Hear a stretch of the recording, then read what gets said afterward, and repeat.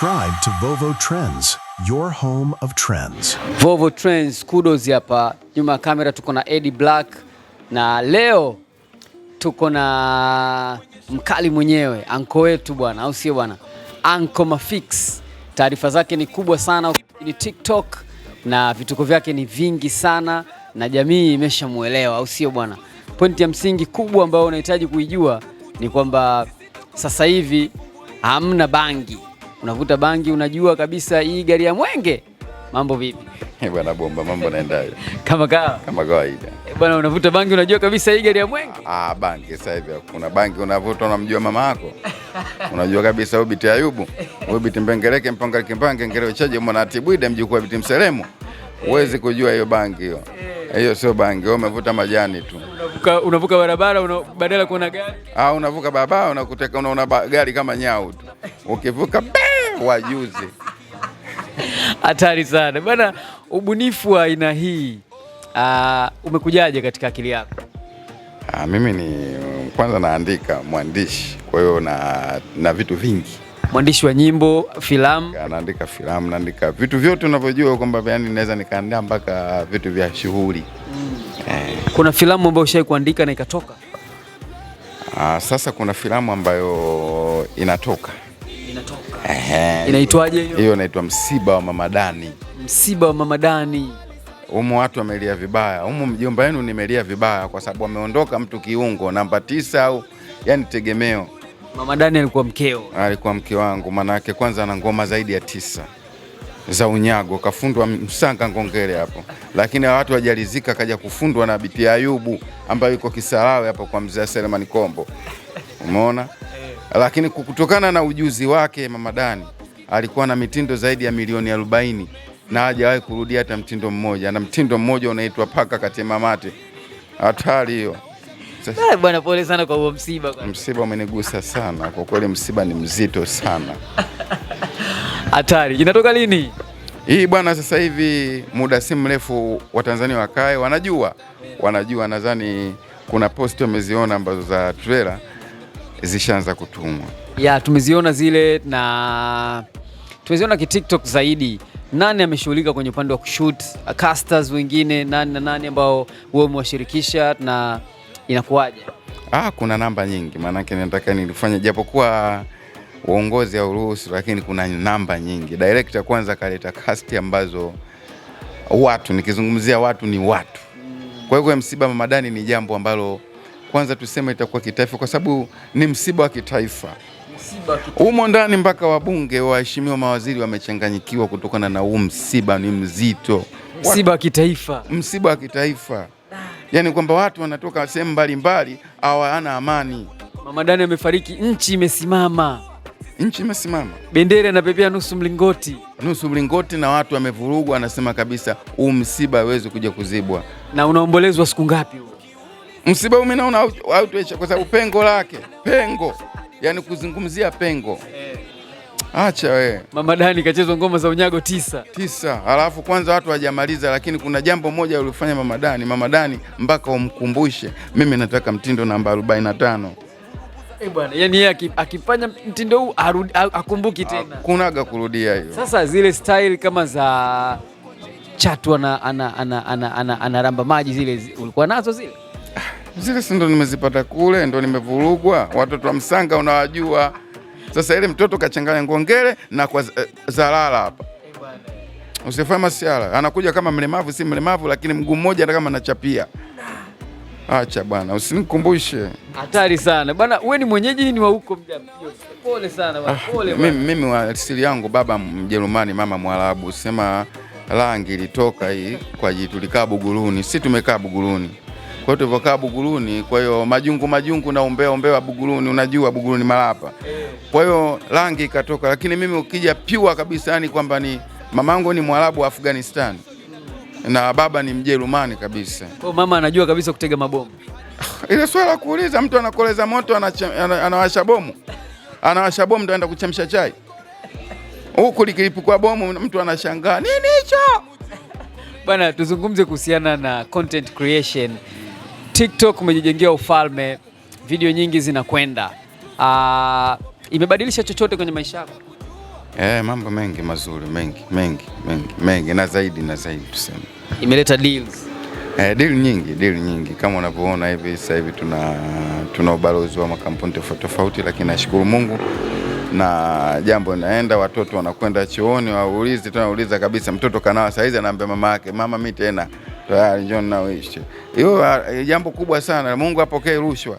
Mimi nashukuru Mungu Na mpaka kufikia kufanya movie ni mafanikio kutoka TikTok kwenye content creation au ilikuja kabla?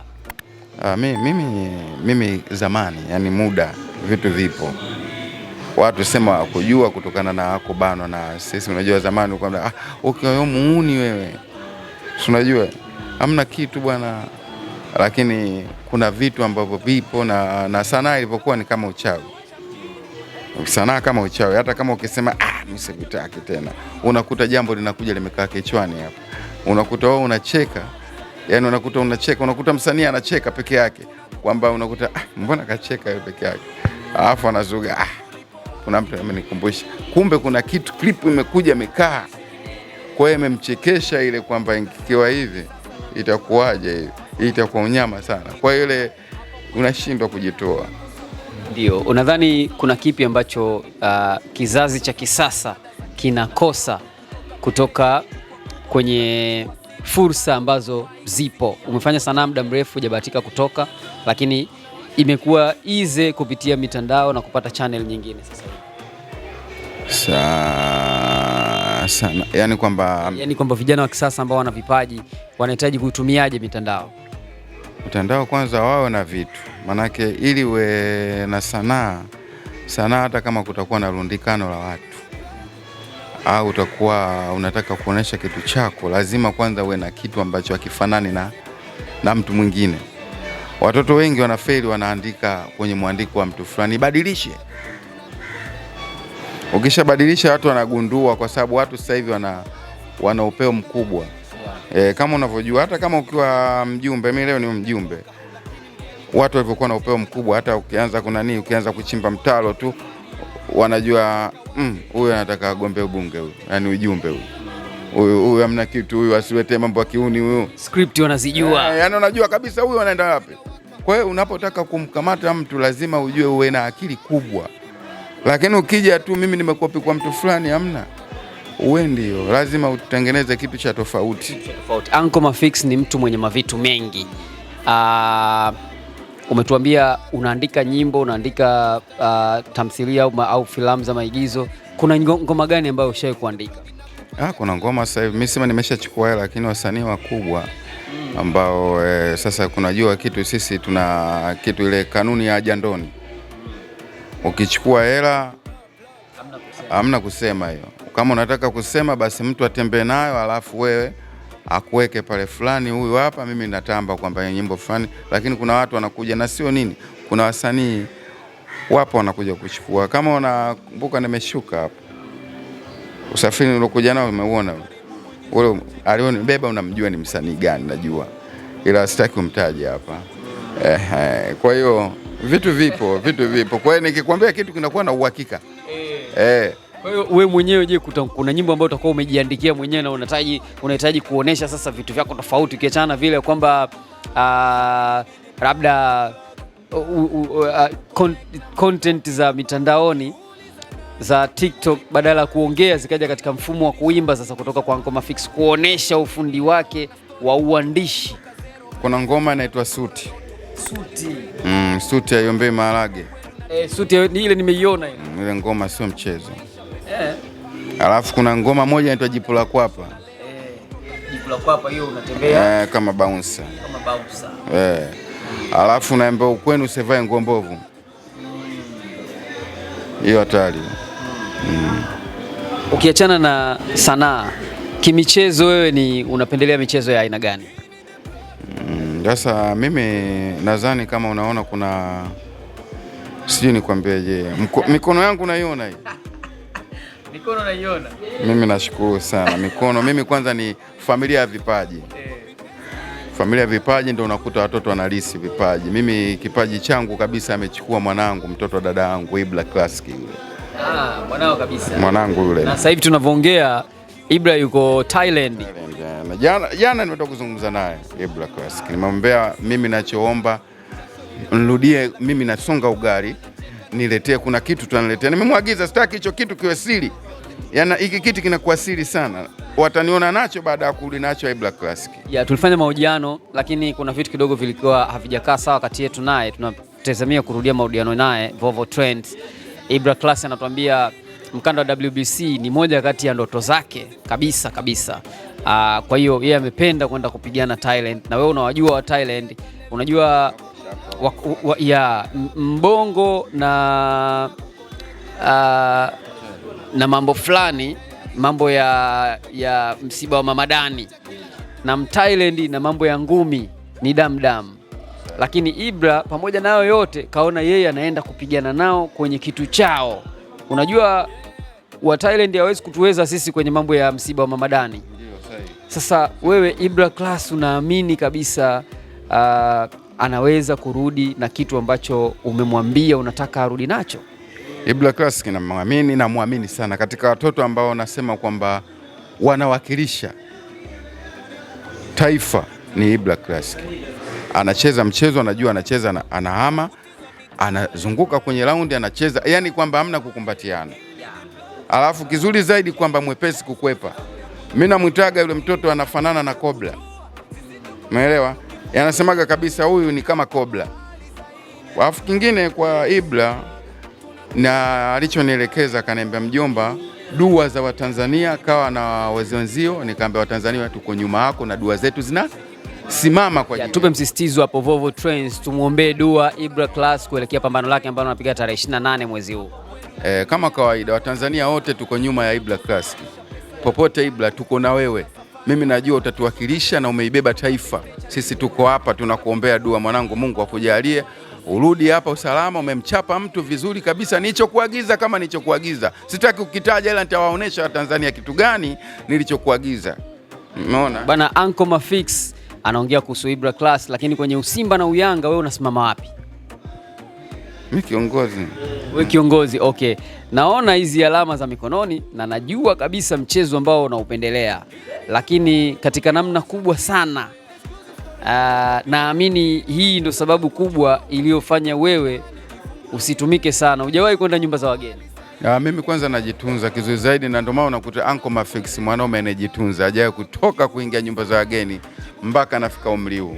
Unawaambia nini ambao kutwa wapo kwenye nyumba za wanajua kwamba pale kuna AC, hamna taulo, hamna hiki? Wengine wanakuwa washenzi. Ukiwaambia wewe taja nyumba za ibada tu, misikiti mitano haipati. Taja makanisa mawili. Mtu hapati. Mwambie ataje guest sasa. Anazitaja hapa, unataka wapi Ayombo? Au unataka Achanika? Ile pale kuna sehemu watu wagongi. Yaani wewe mpaka saa 4, saa 5, saa 6 bado upo pale na hawana nongwa. Unaona vitu hivyo? Sasa watu kama sisi tunaojitunza tukaamua kujitunza. Sasa hivi naona kuna mlisi wa Mamadani ambaye yupo, atakuwepo, mtoto wa Kichaga huyo. Okay, tuzungumze kuhusiana na swala zima la serikali kuwaona content creators.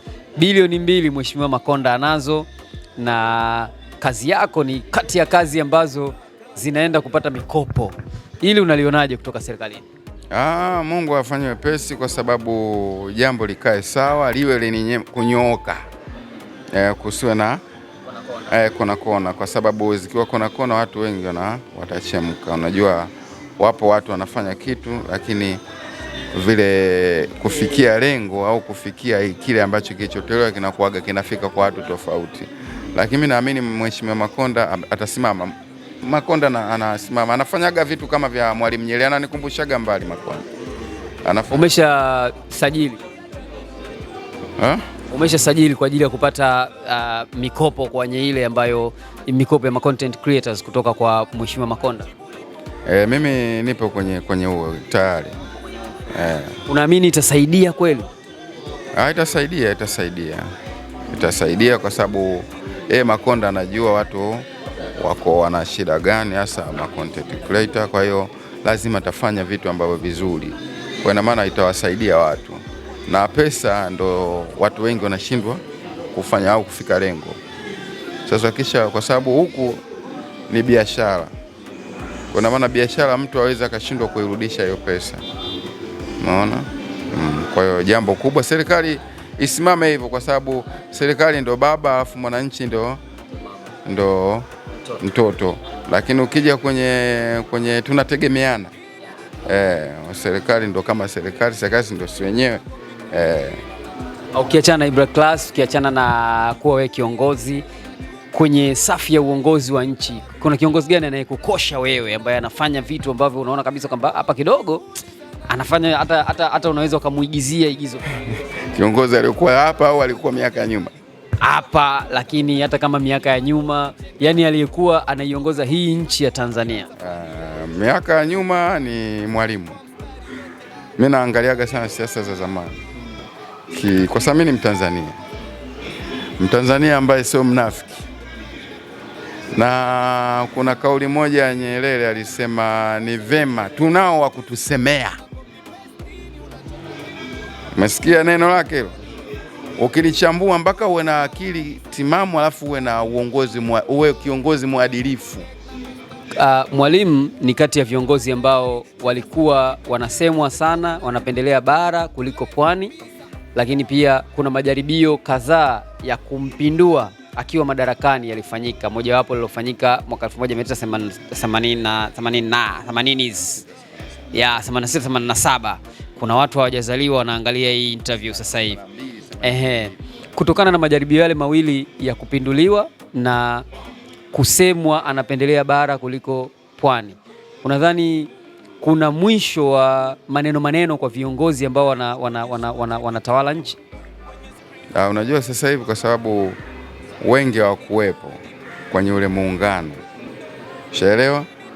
Kawaida baba ndo anajua uchungu wa mtoto. Kwa hiyo katika ukizungumza kiongozi mwenye uchungu kabisa, ukitoa yani mtu mwenye uchungu na nchi hii, yani wewe, mimi na mtu mwingine atupo, yani mwenye uchungu kabisa aliyopambana ni Mwalimu. Kwa hiyo alikuwa yuko sahihi. Huku unaweza kupatikana, wapo viongozi wenye uadilifu, wapo wenye uongozi ambao mabazazi, umeelewa, kwa sababu huwezi kujua nafsi. Katika uongozi watu wanatafutana, wajuani, wakae sehemu moja. Na ili kumpata kiongozi mwadilifu lazima awe mzalendo. Mzalendo ndo anamkuta anasema akiingia sehemu aweza kazungumzia masuala ya ujinga, atazungumzia swala ambalo linajenga nchi. Sawa kama gari, nchi ni kama gari. Ukiona tatizo liko wapi, gari mbona haiwaki, ndio mnaulizana, mafundi ndio viongozi. Inakuwaje? Mabosi wetu hii gari wanataka kuitumia, ndio wanabebwa, wananchi ndio wanabebwa kwenye gari ile. Wao ndio wafanya kazi. Ushanielewa? Na ndio maana Nyerere anakuambiaje, wapo wa kutusemea. Una maelezo mazuri sana. Sisi tunafurahi kuzungumza na wewe na tuna mengi zaidi ya kuongea. Kuna kipi ambacho unakifurahia ukiangalia menu ya TikTok account yako? Vitu vingi. Mimi pale naangalia sana hela. Kija kwanza ni hela. Ili kumfurahisha hata mwanamke, ukimtaka afurahi zaidi basi kwenye hela. Nashukuru Mungu, alhamdulillah. Kwa Mungu apokee rushwa. Mimi napata vimeo nini, tunakwenda sawa, unajua. Na video gani ambayo mara nyingi ukiangalia hukuitegemea kama inaweza ikaangaliwa sana, lakini unaona imeangaliwa mpaka mwenyewe unashangaa, unaona hii kumbe hivi ndio watu wanavyopenda hivi? Pale video ambayo naipenda sana moyoni. Video naipenda sana mimi ni ya Bange. Bange naipenda sana. Bange sasa hivi unavuta bange, unatukana watu unasingizia bange. Sasa hivi kuna bange zamani. Unavuta bange, unarudi nyumbani, unaona wazazi, unauliza wazazi. Huwajui kama wazazi wako. Ukiona wazazi wanaongea, unajua wazazi kwamba wanaongea masuala ya mapenzi. Unatokeza barabarani, unaiona gari wewe ukipita, wewe unavuta bangi, unaijua dada Mwenge. Vijana wengi wanatumia hiyo kitu na wanapata aina fulani ya kujiamini kwamba na wao ni masela. Unajua kuna watu wamepoteza maisha kwa kuiba simu ya tochi ya Mchina mwaka 2011, alafu mwaka 2026 kuna matambo ya kutouch ambayo yako vizuri. Bila shaka hapa kuna kitu fulani kilitumika kubadilisha akili ya yule mtu kipindi kile mpaka kaingia kwenye wizi wa simu. Kwako wewe, vijana wanaotumia bangi na kufanya matukio ya ajabu sasa hivi, unawapa wito gani? Mimi kwanza nawashauri kwanza waendelee kuiba kwa sababu kile unachomuibia ni cha baba yako. Kwa hiyo hata akikukamata atakupiga kama mwanae, lakini ajue kwamba mtoto mtamu atia hasara nzuri, atia hasara mwanao. Lakini mtoto wa mtu manake unamweka kwenye kundi la mbwa. Manake unajua nini? Mbwa anapokuja kwenye kitu chako lazima utamuua. Kwa hiyo bibi yangu mimi ana neno moja nakwambia, serikali au polisi wanalinda, lakini walioibiwa sio polisi. Ushanielewa? Utasema nipelekeni polisi. Wewe wakati unaiba ulienda kuchukua kibali polisi? Ushaelewa hiyo? Sasa wakati huo unakamatwa, askari hawapo pale. Askari hawezi kuwa na uchungu na kitu cha mtu mwingine. Atasema tutamchunguza, tutafanya nini? Sasa wale ambao wenye kitu chao hawatosubiri kwamba uchunguzi. Wewe unapatikana vizuri, unapatikana, watu wanakujua, wamekukamata, watu wanakutoa uhai. Kwa sababu tafsiri, ukitaka uhai uwe salama, usiibe. Yaani usichukue cha mtu. Ukichukua cha mtu wewe tayari ushakuwa manake ni kujitoa, kufa na kupona. Kwa hiyo unapokufa wewe usiwe na wasiwasi, kufa kama mbwa. Umeona? Kwa hiyo mtu mimi unaposikitika ukasema bwana amechukua sheria mkononi, sahihi. Lakini yeye amechukua sheria wapi kuja kuiba? Bwana, huyu ni Uncle Mafix na tutapiga story kupitia Vovo Trends. Bana, msiba wa Mama Dani lini hasa inatoka? Yaani mpaka huu mwezi huu umeisha, huu mwezi wa mfungo. Kwa hiyo msiba wa Mama Dani utakuwa umeshatoka. Kwa hiyo msiba wa Mama Dani sasa hivi wakae mkao wa kula. Mwisho, yani Idi Mosi sisi tuna msiba wa Mama Dani uko njiani, uko ushatoka. Kwa hiyo watu wakae mkao wa kula na kitu cha maana, kwa sababu kuna watu humo, alafu kuna matukio ya ajabu, kuna matukio ya hatari, matukio ya radha iliyokuwepo humo sio mchezo. Kwa sababu humo mpaka mizimu inachambwa. Shaona mizimu inachambwa? Inachambwaje? Yaani inachambwa kwa sababu mizimu haifanyi kazi. Inachambwa kwa kilugha au kwa lugha hii ya kawaida? Swahili. Humo nitachanganya na Kiingereza humo. Mizimu inachambwa kwa Kiingereza. What are you doing my mzimu? What are you doing my mzimu? What are you doing? You talk tango hivi blue shit. Unaona vitu vinashuka kama hivi. Bado unachanganya na Kihindi. Panti naye kulinaye muti kuchigae. Zindegi gari. Allah, famasi una zindegi military car. Vitu vyangu hivyo bwana wewe. Bwana hatari sana. Bwana wewe, Mama Dani kama Mama Dani, nimefiwa na Mama Dani. Kama unajua kwamba juzi niliongea na Kontanga ambaye shangazi yako amefiwa. Shangazi yako amefariki. Kwa hiyo kama shangazi yako amefariki, bado kuna mkusanyiko wa kujua kufanya jambo kwa ajili ya Mama Dani. Akasema mimi nitoa hiyo hela kidogo kwa ajili ya mazingira mengine, lakini pia nitatoa msiba mzito, mjomba msiba. Na sijaona mwanamke wa kuja kuziba pengo la Mama Dani, kwa sababu Mama Dani alikuwa fundi, Mama Dani alikuwa mwepesi. Ngoma za unyago 9. Famasia, ana msuio, ana kinyantindili, ana msondo, ana mikachero, ana mikaudi. Mtoto Kisingeli. Famasia kaacha Singenge tu ndo akuigusa. Lakini ngoma zote anazo. Na akifanya staili ile leo arudi anaga marudio yule. Mpaka umkumbushe, nipe staili namba 46. Namuitaga chuo. Namuitaga wewe mlimani. Bwana noma sana. Tuko na Uncle Mafix sura ya kazi. Umeona bwana, huko TikTok wanaelewa zaidi, lakini pia YouTube channel yake inapatikana kwa jina hilo hilo Uncle Mafix TV. Ukifika kule utaziona video zake nyingi tu zinazo trend, na sisi hapa Vovo Trend tumeamua kuongea naye ili kupata kuyajua mengi zaidi kutoka kwake. Bwana, una kipi cha ziada cha kuambia watu wa Vovo? Cha ziada kwanza waendelee kufuata channel yetu kwanza kama kawaida. Vovo ndo umoto, lakini pia mjomba wenu wa taifa, mjomba ambaye hana mambo mengi, anko wake Hamisa Mobeto, mkwewe Aziziki, niko hapa. Lakini Watanzania nawaomba sana tuungane mkono kwenye msiba Mama Dani, jambo litakuwa kubwa sana. Mjomba, karibu sana kwenye msiba Mama Dani. Na wakati tunaachia msiba Mama Dani, msiba mbona tukaribisha kama harusi?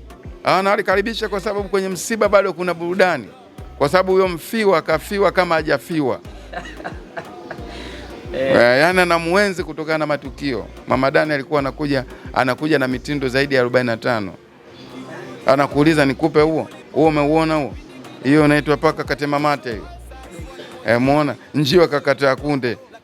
Hatari sana hiyo. Kwa hiyo mitindo zaidi ya 47. Mafamasi haya. Hiyo kuna moja hiyo anakwada. Sasa huo mtindo anakwada anakuloga lakini uzuliki. Sasa hiyo yote ni mitindo ya Mama Dani ambayo unaweza kujikuta mnaacha kitanda mnahamia juu ya bati. Sasa hiyo si inaitwa dondokea hiyo alikuwa nayo hiyo. Hiyo unapanda juu ya paa yeye anajitega.